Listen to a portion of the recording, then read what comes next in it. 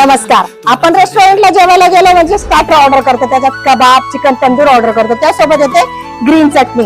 Green चटणीची चव एकच number असते.